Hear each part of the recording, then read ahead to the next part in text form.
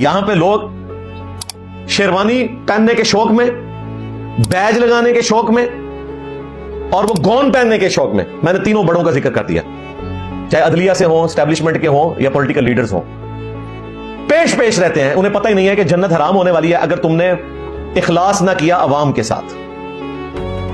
یہاں پہ ملک کے ساتھ تو انصاف ہو رہا ہوتا ہے، اپنے نظام کے اندر عوام کا بیڑا غرق ہو رہا ہوتا ہے. پہلے نمبر پہ عوام ہے بھائی. پاکستان ہم نے عوام کے لیے حاصل کیا تھا، عوام کو پاکستان کے لیے نہیں حاصل کیا ہوا.